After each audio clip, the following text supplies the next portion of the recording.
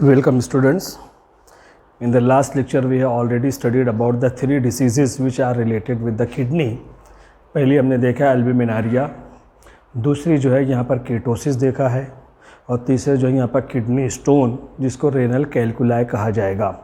Different types of kidney stone यहाँ पर human body के अंदर मौजूद होते हैं, जिसके अंदर मैंने आपको बताया है सबसे कॉमन टाइप जो होती है वो कैल्शियम स्टोन है और यहाँ पर यूरिक एसिड स्टोन जो है ये सबसे ज़्यादा कॉमन है आज इंडिविजुअल के अंदर, यहाँ पर इसी को देखा जाता है। वही टॉपिक हमारा जो इस लेक्चर के अंदर आगे कंटिन्यू है। किडनी स्टोन अगर है तो उसके सिम्टम्स क्या हैं, वो क्या अलामत हैं, जो वो क्या सिम्टम्स हैं जो इंसान जो इंडिविजुअल जो है यहाँ पर फील करता है और इस तरीके से उसको क्या किस तरीके से महसूस होता है कि किडनी के अंदर यहाँ पर जो है स्टोन मौजूद है। तो यहाँ पर पहली सिम्टम्स यहाँ पर जो होता है वो है वेरी सीवियर पेन। बहुत ज़्यादा जो है सीवियर पेन यहाँ पर होता है। कहाँ पर होता है? Below the rib cage in the back end side वे।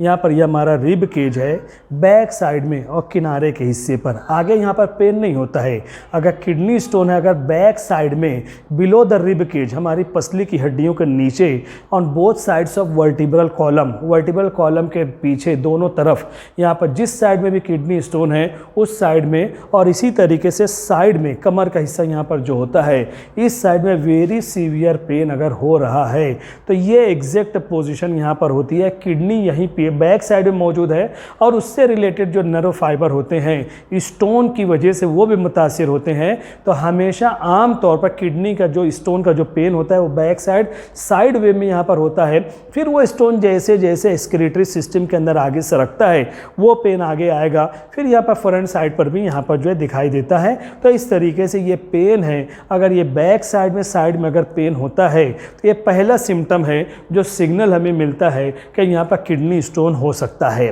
फिर दूसरा सिग्नल यहाँ पर जो हमें यहाँ पर मिलता है, यूरिन का जो नॉर्मल कलर होता है वो कलर यहाँ पर चेंज हो जाता है। यहाँ पर आपको बताया गया है, बेसिक प्रॉपर्टीज़ ऑफ यूरिन के अंदर ही बताया गया है कि कलर में भी चेंज, और यहाँ पर यूरिन का जो कलर चेंज होता है तो हेज़ी कलर, हेज़ी कलर का मतलब होता है जिसे मैला कलर हम जिसको कहते हैं, गदला कलर।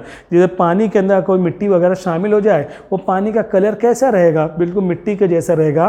तो यूरिन का कलर यहाँ पर हेज़ी कलर हो सकता है या ब्राउनिश कलर हो सकता है, रेडिश कलर हो सकता है, पिंकिश कलर ऑफ यूरिन यहाँ पर हो सकता है।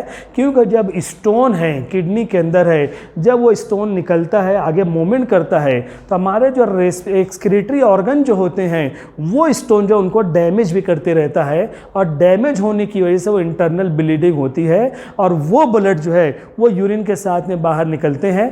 कभी कभी वो स्टोन भी टूटकर उसके भी पार्टिकल निकलते हैं, वो हेज़ी कलर है। लेकिन ये ब्राउनिश, रेडिश और पिंकिश कलर यहाँ पर जो होते हैं, यूरिन के साथ में ब्लड भी बाहर निकलता है तो कलर ऑफ द यूरिन यहाँ पर जो है चेंज होता है। अगर यूरिन के कलर में ऐसे कलर यहाँ पर डेवलप हो रहे हैं, बैक साइड में पेन यहाँ पर हो रहा है, तो हम यहाँ पर समझ सकते हैं कि यहाँ पर कुछ ना कुछ किडनी स्टोन का मामला हो सकता है।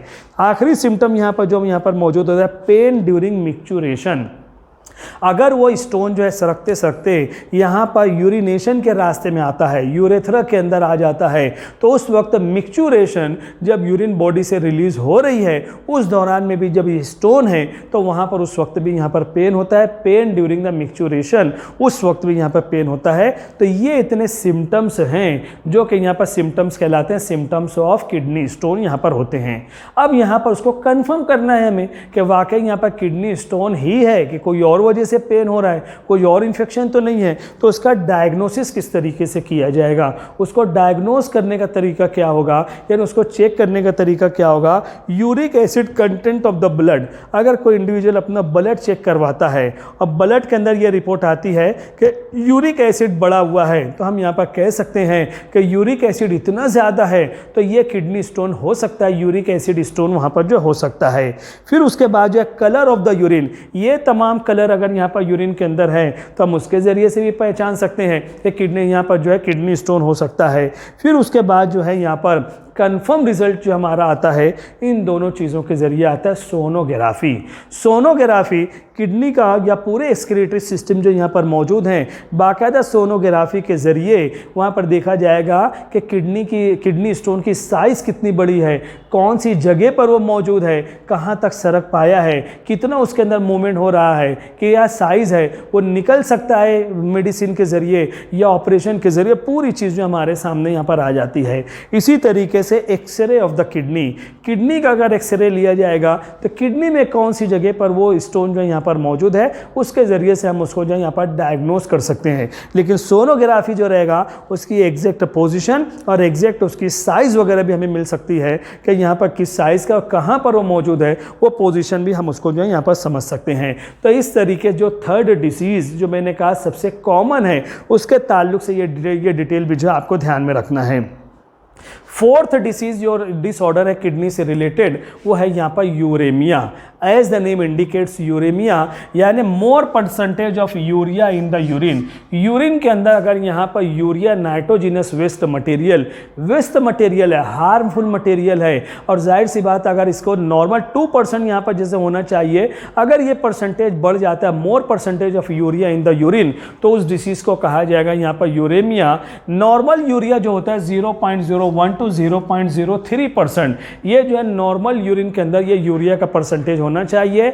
अब ये बढ़ते बढ़ते 0.05 और अगर इससे ज़्यादा अगर यूरिया बढ़ता है तो यहाँ पर फिर ये जो है उसको यूरेमिया कहा जाएगा, यानी नाइट्रोजिनस वेस्ट मटेरियल बॉडी के अंदर बहुत ज़्यादा है 0.05 या उससे ज़्यादा यहाँ पर बढ़ रहे हैं तो उस डिसीज़ को कहा जाएगा uraemia.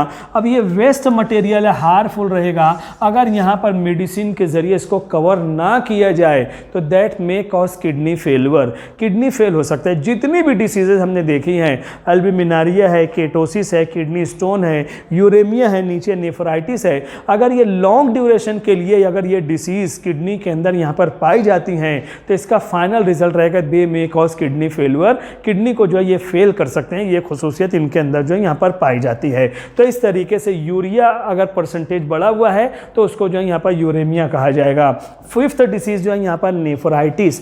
As the name indicates ये कुछ न कुछ बीमारी नेफ्रॉन से रिलेटेड होगी। Functional unit of the kidney उसको जो नेफ्रॉन कहेंगे उसी से बना है यहाँ पर नेफ्राइटिस, या इसको आम तौर पे कहा जाएगा इन्फ्लेमेशन इन किडनी के अंदर जो यहाँ पर नेफ्रॉन है, जो ग्लोमेरुलस है, उसके अंदर अगर इन्फ्लेमेशन है, इन्फ्लेमेशन का मतलब होता है अगर उसके अंदर सूजन पाई जाती है, इन्फ्लेमेशन अगर है तो उसको कहा जाता है nephritis, inflammation of the nephron, inflammation of the kidney, that must be called as nephritis कहा जाएगा। It is due to more transfer of protein from blood to the urine. Albuminuria के अंदर देखा गया है, इनिशियल स्टेज में अल्बुमिनारिया है, अब वही प्रोटीन अगर बार बार मुसलसल यहाँ पर ब्लड से यूरिन के अंदर यहाँ पर शामिल हो रहे हैं तो किडनी के जो सेल होते हैं ये टॉक्सिक मटेरियल किडनी के लिए रहेगा, किडनी के सेल यहाँ पर इंजोर्ड होते जाएंगे और वहाँ पर जो है किडनी के अंदर ये जो प्रोटीन के मॉलिक्यूल रहेंगे वो इन्फ्लेमेशन पैदा कर देते हैं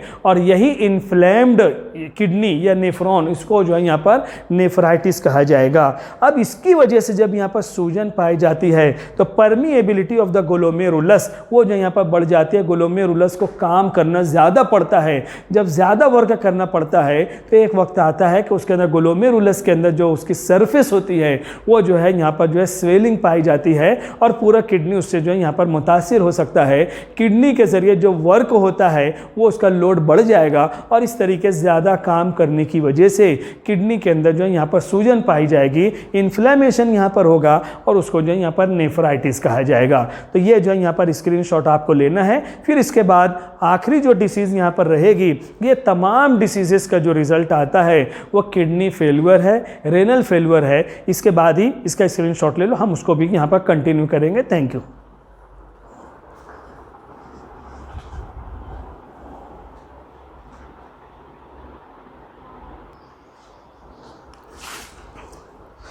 वेलकम बैक।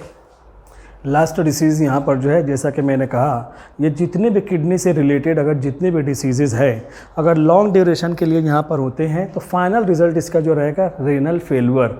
रेनल फेल्यूर का मतलब था किडनी फेल्यूर, किडनी काम करना बंद कर देता है, किडनी फेल हो जाता है। और अगर किडनी फेल हो गया है तब यहाँ पर kidney that is called as one of the vital organ of the body, इसका कुछ ना कुछ यहाँ पर जो सब्स्टिट्यूट होना चाहिए, नहीं तो that may cause the death of the individual, जिसकी वजह से इंसान की मौत का सबब भी ये बन सकता है। किडनी फेल्यूर यहाँ पर जो होते हैं वो दो टाइप के होते हैं। पहली टाइप जो है अक्यूट रेनल फेल्यूर, जिसको ARF यहाँ पर कहा जाएगा, अक्यूट रेनल फेल्यूर ARF कहा जाएगा। इसके अंदर यहाँ पर क्या होता है, there is a sudden stop of renal functions, यानी पहले से कोई अलामत, कोई सिम्टम्स, कोई सिग्नल हमें मिले नहीं थे, बस ये ऐसा महसूस किया गया है कि यहाँ पर अचानक से kidney that start to stop their functions. तो यहाँ पर sudden stop of kidney function, kidney अगर यहाँ पर अपना काम करना अचानक यहाँ पर जब बंद कर देता है तो उसको कहा जाएगा अक्यूट। अगर सडन ये फील हुआ है तो इसको अक्यूट कहा जाएगा, और अगर प्रोग्रेसिव डिक्लाइन होगा तो उसको जो है क्रोनिक कहा जाएगा। यानी किडनी फेल अचानक भी हो सकता है या धीरे धीरे भी यहाँ पर हो सकता है, यह नतीजा हमारे सामने आता है। तो यहाँ पर it is generally awkward after the severe bleeding. जैसा कि किडनी स्टोन, अगर यहाँ पर मैंने कहा अगर किडनी स्टोन रहेगा तो हेजी यूरिन है, पिंक कलर है, ब्राउनिश कलर है, रेडिश कलर का यूरिन है। अगर यहाँ पर जो है बहुत ज़्यादा लंबे टाइम तक अगर किडनी के ज़रिए इंटरनल ब्लीडिंग हो रही है तो उसकी वजह से जो नेफ्रॉन होते हैं वो डैमेज होते रहते हैं, और इस तरीके से अक्यूट रेनल फेल्यूर यहाँ पर जो हो सकता है। It occurs due to severe bleeding, बहुत ज़्यादा ब्लीडिंग होने के बाद ये कंडीशन, ये सिचुएशन जो पाई जाती है। अब यहाँ पर जो है जब ये किडनी अचानक अपना काम करना बंद कर देता है तो यहाँ पर decrease in the urine output, और वो रहेगा तकरीबन 400 ml पर डे। यहाँ पर मैंने आपको बताया volume of the urine 1.5 to 1.8 litre, 1.5 से 2 लीटर के करीब यहाँ पर जो 24 घंटों के अंदर यूरिन आउटपुट यहाँ पर होना चाहिए। जब अचानक से सडन किडनी अपना काम करना बंद कर देता है तो 1.5 से 2 लीटर जो यूरिन यहाँ पर बनना चाहिए, बहुत कम पार्ट किडनी का फंक्शन कर रहा है, तो near about 400 ml per day urine का फॉर्मेशन यहाँ पर होता है। और ये जो कंडीशन यहाँ पर होती है उसको कहा जाएगा ओलिग्यूरिया। ओलिग्यूरिया का मतलब ही यही होता है near about 400 ml of urine output that are observed per day, this reduced urine output that must be called as oliguria, इसको जो यहाँ पर कहा जाता है। तो पहली वजह यहाँ पर जो होती है यहाँ पर अक्यूट रेनल फेल्यूर की, वो है यहाँ पर सीवियर ब्लीडिंग की वजह से, किडनी स्टोन या किसी भी इन्फेक्शन के ज़रिए से अगर यहाँ पर अगर इसके अंदर यहाँ पर हम देख रहे हैं कि उसके ज़रिए से अगर यहाँ पर ब्लीडिंग हो रही है तो किडनी फेल हो सकता है।